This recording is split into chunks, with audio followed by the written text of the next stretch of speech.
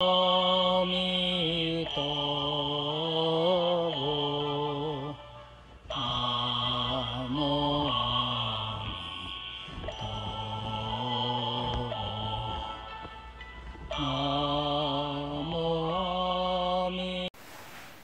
나무 아미타불.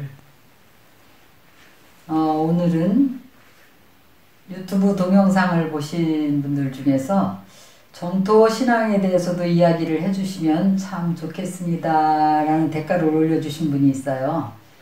그래서 제가 가장 소중하게 생각하는 인연 중에서 스승님들 또 선지식들 만난 인연들을 그동안 얘기를 해왔는데, 제가 대만에 있을 때 대만 불교가 그 전에는 뭐 인구의 80%가 도가 인구, 도교. 왜냐면 거기가 바닷가거든요.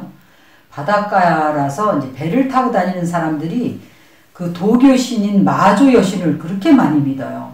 그래서 대부분 마조 여신을 믿는 도교 신자가 많았는데, 그 중국이 함락되면서 이제 중국에서 큰 스님들이 다 대만으로 넘어오셔가지고 그 도교 인구가 불교에 다 흡수가 돼서 80%, 90%가 거의 불교 인구가 돼가지고 뭐 엄청나게 도량이 많이 생기고, 또 이제 대만 사람들은 일단 불교를 믿기 시작하면 불법승 삼보에 반드시 귀의를 합니다. 그래서 절에 어떤 스님을 한 스승님으로 정해가지고 나는 어느 스님한테 귀의했습니다 하고 귀의를 하고, 또 귀의를 하게 되면 이 사람들은 꼭 채식하는 거를 꼭 해야 된다라고 생각하시는 분들이 많아가지고 채식하는 것을 불자의 기본 자세로 생각하는 분들이 많고, 또 팔관제계 수행이라 해서 팔관제계를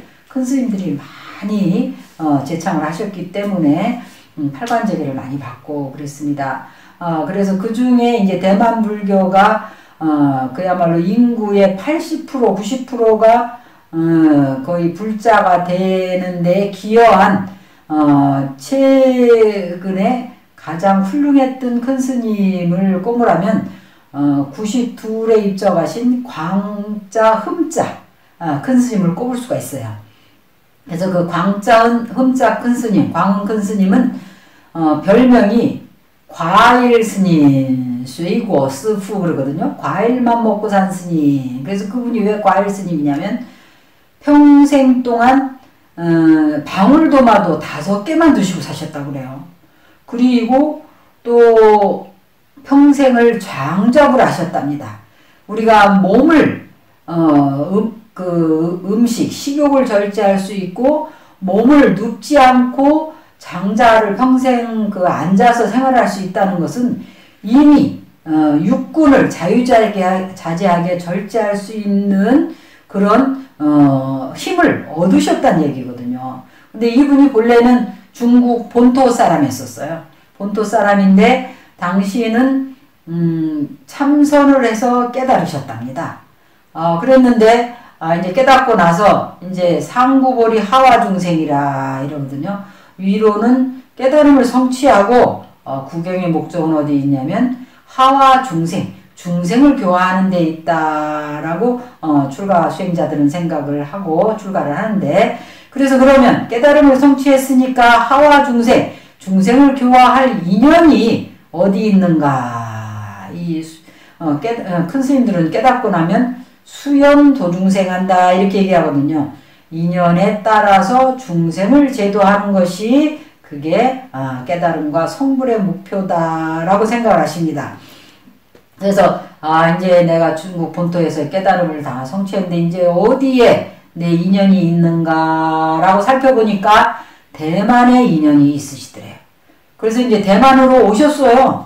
근데 중국 사람들도 이 큰 스님들 보면 굉장히 그 위와 그런 뭐랄까 권위 이런 것도 굉장히 중요하게 생각을 하는데, 이 큰 스님은 나 깨닫고 보니까 중국에 보면 왜 큰 스님들이 지공 활불이라든지 포대화상이라든지 깨닫고 나서 그런 만행을 하신 분들이 많거든요.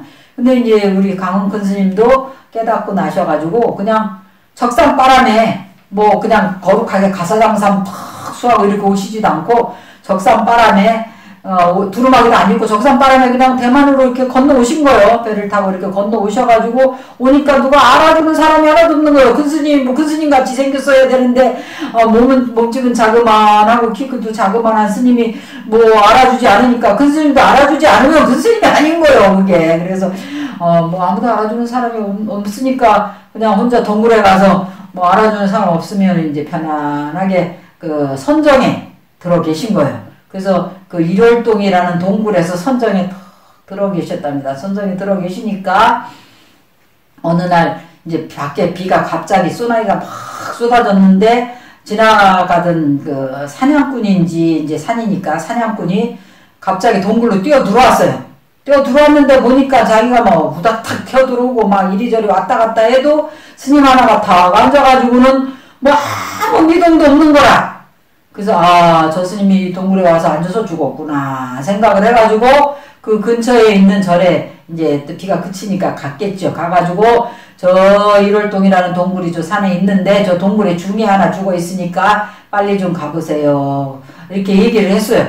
그래서 이제 스님들이 또 스님이 돌아가셨다니까 이제 가서 가고 온 거죠. 동굴로 갔더니 스님이 정말 이렇게 앉아가지고 미동도 안 하고 있는 거라. 그래갖고 그 스님을 들고 앉아서 선정에 입정에 이제 깊은 정에 들어 계신 분을 죽은 줄 알고 들고 와가지고는 대중이 이제 다비를 준비하는 거야. 스님들을 화장시키는 걸 다비식을 한다 이러거든요. 장작을 싸가지고 이제 장작더미 위에 이제 다비를 하려고 이렇게 하고 있는데 그날 마침 누가 오셨냐면 그 홍일대사라는 홍일법사라고 중국의 유명하신 음악가가 출가하신 분이에요. 우리도 잘 알고 있는 석별회죠. 깊어가는 가을밤에 낯설은 타양에 이 노래를 지으신 분이 바로 홍일대사입니다. 이분이 본래 속가에서는 이름이 이숙동이라는 음악가였는데 굉장히 부유한 집 자제로 결혼을 해가지고 중국에도 부인이 하나 있었고 또 일본에 유학을 해갖고 일본에도 부인이 하나 있었어요. 근데 나중에 불법을 알게 돼서 이제 내가 출가를 해야 되겠구나 생각을 해갖고 두 부인한테 다 정중하게 양해를 구하고 이혼 합의서까지 받아가지고 출가를 하셔서 철저하게 계율을 지키면서 고행을 하셨습니다.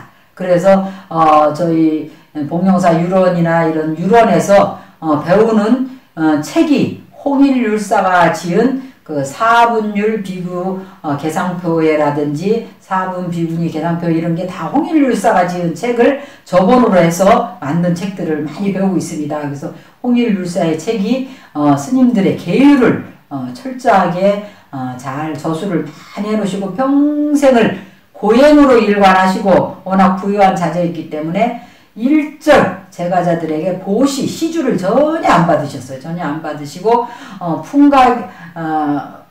풍자계라는 펑즈카이라는 중국말로 이제 친구한테만 보시를 받아가지고 생활을 하셨다고 그래요. 그런데 이제 홍일율사가 마침 그 절에를 오셨는데 대중들이 분주하게 뭘 준비한다니 하니까 스님이 하나 앉아서 죽어가지고 앉아서 죽는 걸 좌탈인망이라고 하거든요. 앉아서 죽어가지고 지금 다비식을 하려고 합니다 하니까 어떻게 죽었는데 그렇게 좌탈인망한 그런 거룩한 스님이면 내가 또 친견을 해봐야 되겠습니다 하고 제가 좀 보겠습니다 하고 갔어요. 가서 보니까 죽은 게 아니고 깊은 선정에 들어 계시는 거예요. 그래서 그 경세를 가져오너라 이랬어요. 경세라는 거는 저희 목명사 같은 경우도 아침에 종예불을 할 때 아침 새벽예불을 할 때는 경세를 치거든요. 띠앙 하는 그 경세가 울림이 가장 깊어가지고 그 돌아가신 분들을 깊은 그런 선정에서 깨울 수가 있고 그래서 티벳에서도 보면 그 경세를 반드시 칩니다.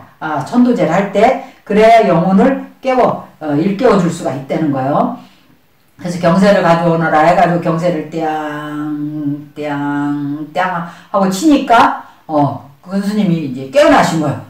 깨어나셔가지고 그제서 이제 그분이 큰 스님 거를 알고 그 일월동에 있을 때 막 원숭이들이 과일을 갖다 막 공양을 올리고 호랑이가 와서 귀의를 하고 실제로 그러셨다는 거예요. 그러고 나서 입장에 들어가지고, 이제, 그 절에서, 이분이 정말 큰 스님이시구나라는 걸 알아갖고 이제 사람들이 모이기 시작했어요. 그래서 승천선사라는 타이페이 가까운 그 산 쪽에, 외곽의 산 쪽에 승천선사를, 당신은 그냥 아무것도 안 하시는 거예요. 그냥 평생 장작을 하고 앉아 계시는 거예요. 그리고 밥도 먹을 필요가 없어요. 방울토마토 5개만 잡수시면 하루가 다 해결이 되는 거라. 그래서 저도 대만에 유학할 때 우리 남해근 교수 밑에서 공부하던 데가 시방차님이라 그랬어요. 시방, 그러니까 시방에 있는 모든 수행자들, 운수납자들, 성객들이 모이는 곳이다 해서 참선할 참선선자에다가 수풀림자에서 시방차님이라 그랬는데, 그때 우리 같은 동학들, 같이 도반들이죠. 도반들이 같이 가서 이제 큰 스님을 친견하고 그랬습니다. 그런데 큰 스님께서는 항상 지금 중생들은 근기가 전에는 참선을 하는 근기가 맞았지만 지금 이 말법 시대에는 특히 지금 근기는 정토선을 하는 게 맞다 하셔갖고 항상 나무아미타불을 하라 이러셨어요. 나무아미타불을 하고 수행자는 그 2가지가 수행의 전부다. 인욕과 인욕은 참는 거죠. 참는 것과 고행이 수행의 전부다. 이렇게 말씀하셨어요. 그래가지고 그 근세계 가장 훌륭했던 참공 큰 스님이라는 분이 대만에 계셨는데, 그 큰 스님은 또 팔관제계를 주로 제참을 많이 하셨어요. 그래서 팔관제계를 하시고 나면은 여름에는 또 대학생들을 데리고 여름 수련회를 많이 하셨는데, 그래갖고 그 수련회를 하는 대학생들이 70명, 80명이 한꺼번에 출가를 하는 거예요. 그래서 여학생들은 저기 한광정사라는 절로 보내고 또 의덕사라는 절로 보내고 해가지고 지금 큰 스님 밑에 출가한 비구비구니들이 그 엄청나게 모여서 수행하는 데가 지금 향광정사도 100명이 넘는 비구니들이 있고, 지금 의덕사 유런이라고 해갖고 율종도량인데 거기도 지금 보통 한 7, 80명이 있으면서 그 여름한거 할 때는 100명이 넘는 150명이 되는 비구니들이 거기서 수행을 하고 있습니다. 근데 큰 스님께서 그렇게 평생을 모든 사람들을 제접하면서, 그러니까 이 큰 스님이 신통력도 있으시고 그래가지고 누구든지 무슨 급한 일만 있으면 광은 스님, 제가 이제 많은 불자들이 큰 스님 훌륭하시니까 대만 불자들 굉장히 순수하거든요. 큰 스님한테 가서 다 귀의를 했습니다. 그러니까 뭐 대만의 불자들이 몇백만 명이 가서 귀의를 하는 거예요. 큰 스님 훌륭하시니까. 그 신통력도 있으셔갖고 제자들이 무슨 일만 있으면 광원 큰 스님 하면은 그냥 현신을 해버리는 거야. 원래 큰 스님들은 도통을 하면 신통력이 나게 돼 있습니다. 그 서유기에 보면 원숭이 손오공도 500개의 몸을 놔뒀다고 그러잖아요. 근데 스님들은 원래 선정 삼매를 닦게 되면 그 삼매의 힘에 의해서 신통력이 나게 돼 있기 때문에 청강유수 청강월이라고 그러거든요. 하늘에 달은 하나 있지만 물이 있는 데마다, 청강에 물이 있으면 그 물이 있는 데마다 달 그림자가 다 비춘다는 거예요. 그래서 큰 스님들이 신통력이 있기 때문에 누구든지 큰 스님을 생각하고 신심으로 큰 스님을 생각만 하면 바로 달 그림자가 놔두듯이 바로 신통력을 놔두셔가지고 그 사람의 어려움과 모든 것을 해결을 해 주셨다 그래요. 그 당시 실제로. 그랬는데 그 중에 한 분이 옛날에도 제가 말씀드린 적이 있어요. 곽의사라는 호스피스 변동의 의사가 큰 스님께서 곽의사는 출가를 해야 된다라고 말씀을 하셨는데, 출가를 안 하고 있다가 지구상에 많은 암 환자들이 너무 고통스러운 걸 보고 자기가 암에 걸려서 지구상에 암 환자가 반이라도 줄일 수 있다면 내가 암에 걸려도 좋다라는 원력을 세워가지고 암에 걸렸어요. 실제로.